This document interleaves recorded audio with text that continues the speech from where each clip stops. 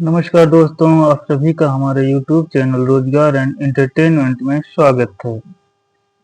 दोस्तों, आज हम बात करने वाले हैं गंगा नदी प्रणाली के बारे में कि गंगा नदी किधर से निकली हुई है, किधर को गई है और कहां-कहां से किस-किस राज्य से होकर गंगा नदी गुजरती है। आज हम ट्रिक के माध्यम से पूरी नदी पढ़ने की कोशिश करेंगे।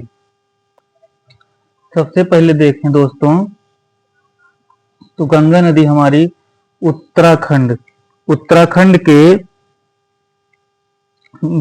उत्तराखंड के देवप्रयाग में इधर से भागीरथी नदी, इधर से अलकनंदा नदी जाके मिलती है देवप्रयाग में। फिर यहाँ से गंगा नदी का निर्माण होता है देवप्रयाग में। देवप्रयाग से आगे बढ़ते हुए यहाँ पर पड़ता है आपका बिजनौर। बिजनौर जिले से ये उत्तर प्रदेश में प्रवेश करती है। ये आपका उत्तर प्रदेश है, यूपी, उत्तर प्रदेश। उत्तर प्रदेश में प्रवेश करती है। उत्तर प्रदेश में प्रवेश करने के बाद यहाँ पे आपका पड़ता है बलिया जिला। बलिया जिला से वह बिहार राज्य में प्रवेश करती है। बलिया जिला से उत्तर प्रदेश से बिहार राज्य में प्रवेश करती है।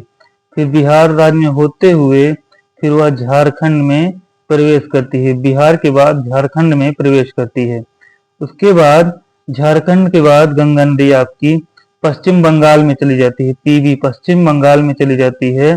पश्चिम बंगाल के बाद होते हुए सुंदरवन डेल्टा से गुजरते हुए बांग्लादेश में प्रवेश करती है और इधर से आपकी ब्रह्मपुत्र नदी आते हुए प्रतीत होती है।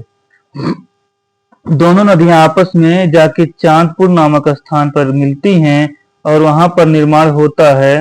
इधर से गंगा, इधर से ब्रह्मपुत्र, दोनों नदी मिलकर पद्मा नदी के नाम से बांग्लादेश में बहती हैं और फिर आगे जाते हुए बंगाल की खाड़ी में गिर जाती हैं।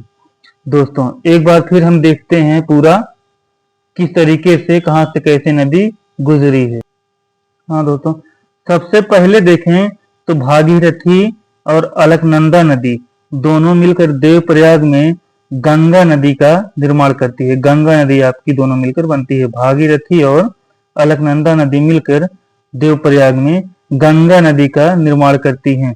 उसके बाद गंगा नदी ऋषिकेश से होते हुए हरिद्वार में ऊपरी गंगा नहर, उसके बाद बिजनौर में, फिर उसके बाद नरौरा में, फिर फर्रुखाबाद पहुंचती है। फर्रुखाबाद के बाद कन्नौज पहुंचती है। उसके बाद कन्नौज के बाद कानपुर में पहुंचती है और कानपुर के बाद फतेहपुर, फिर इलाहाबाद, फिर इलाहाबाद के बाद मिर्जापुर। ये सब गंगा नदी के किनारे बसे हुए शहर हैं। इसके बाद गंगा नदी मिर्जापुर के बाद बनारसी पहुंचती है और बनारसी पहुंचने के एक बार फिर से देखते हैं दोस्तों, भागीरथी नदी और अलकनंदा नदी दोनों मिलकर देवप्रयाग में गंगा नदी का निर्माण करती हैं। उसके बाद गंगा नदी आपकी ऋषिकेश पहुंचती है। ऋषिकेश के बाद हरिद्वार और उसके बाद बिजनौर और बिजनौर के बाद नरौरा। फिर आपकी पहुंचती है फर्रुखाबाद, फिर कन्नौज। कन्नौज में आपकी रामगंगा नदी आके मिल जाती है इससे, और काली नदी जिसको शारदा नदी कहते हैं वो कन्नौज में आके मिल जाती है। फिर कानपुर पहुंचती है। कानपुर के बाद फतेहपुर, फिर इलाहाबाद गंगा नदी पहुंचती है। इलाहाबाद में आपकी यहाँ से यमुनोत्री से निकलकर यमुना नदी आपकी आके इलाहाबाद में गंगा नदी से मिल जाती है। और यमुना नदी की सहायक नदी देखा जाए चंबल, बेतवा, केन, सिंध और हिंडन, ये सब मिलकर यमुना नदी को सहायता करती हैं और यमुना नदी आगे बढ़ते हुए इलाहाबाद में आके गंगा नदी से मिल जाती है। फिर उसके बाद देखा जाए तो मिर्जापुर में गंगा नदी पहुंचती है। मिर्जापुर के बाद बनारस और बनारस के बाद गाजीपुर। गाजीपुर में आपकी गोमती नदी आकर गंगा नदी में मिल जाती है। उसके बाद देखा जाए दोस्तों, गाजीपुर के बाद आपका फिर छपरा। छपरा में आपका इधर से घाघरा नदी आके इसकी सहायता करती है। उसके बाद पटना। पटना में आपका सोन नदी आके इससे मिलती है। फिर हाजीपुर। हाजीपुर में गंडक नदी आके इससे मिलती है। फिर भागलपुर, उसके बाद गंगा नदी पहुंचती है और भागलपुर में कोसी नदी आके इससे मिलती है। फिर साहेबगंज। साहेबगंज के बाद पाकुर, ये सब झारखंड में है, पाकुर। उसके बाद फरक्का। फरक्के के बाद फिर हुगली, कोलकाता में हुगली नदी के पास पहुंचती है, वहां से फिर ये रिटर्न लेती है यहाँ पे बांग्लादेश में जाने के लिए। तो बांग्लादेश में जब पहुंचती है तो इधर से गंगा आती है और इधर से आपका ब्रह्मपुत्र जो जमुना के नाम से बांग्लादेश में बहती है। आगे बढ़ती हैं और दोनों पद्मा के नाम से आपस में मिल जाती हैं, फिर जाके आगे मेघना नदी से मिलती है तो आगे मेघना नदी बन जाती है। उसके बाद सुंदरवन डेल्टा में जाके गंगा नदी वहां पे प्रवाहित हो जाती है दोस्तों। इसी के साथ फिर एक बार और बता देते हैं। सबसे पहले गंगा नदी निकली कहाँ से है, ये भागीरथी और अलकनंदा से मिलने के बाद उत्तराखंड में देवप्रयाग में गंगा नदी का निर्माण होता है। उसके बाद दोस्तों फिर ये ऋषिकेश में जाती है, फिर हरिद्वार, उसके बाद बिजनौर से ये उत्तर प्रदेश में प्रवेश करती है, फिर नरौरा, फिर फर्रुखाबाद, फिर कन्नौज और फिर कानपुर। कन्नौज में आपको देखा जाए रामगंगा नदी आके इसकी सहायता करेगी, तो इसकी सहायक नदी कौन सी हो जाएगी, रामगंगा नदी।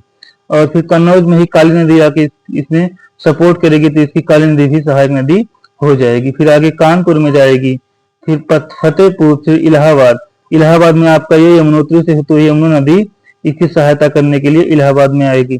उसके बाद मिर्जापुर के बाद बनारस के बाद गाजीपुर में गोमती नदी इसकी सहायता करने के लिए आएगी। फिर उसके बाद छपरा में ये घाघरा नदी इसकी सहायक नदी बनेगी। पटना में सोन नदी इसकी सहायक नदी है। हाजीपुर में गंडक नदी इसकी सहायक नदी है। फिर भागलपुर में कोसी नदी इसकी सहायक नदी है। फिर साहेबगंज झारखंड में, फिर पाकुड़, फिर फरक्का, उसके बाद हुगली से पहले ये जो है यूटर्न मार के इधर से ये और इधर से ब्रह्मपुत्र नदी जमुना के नाम से जो बांग्लादेश में बहती है, दोनों आपस में मिलकर पद्मा नदी का निर्माण करेंगी। फिर आगे बढ़ते हुए मेघना नदी से मिलकर ये सुंदरवन डेल्टा से होते हुए जाके बंगाल की खाड़ी में गिर जाएंगी। दोस्तों अगर वीडियो अच्छा लगा हो तो लाइक एवं सब्सक्राइब अवश्य कर दें तथा इसी प्रकार की वीडियो देखने के लिए बेल आइकन दबाना ना भूलें। नमस्कार दोस्तों, जय हिंद, जय भारत।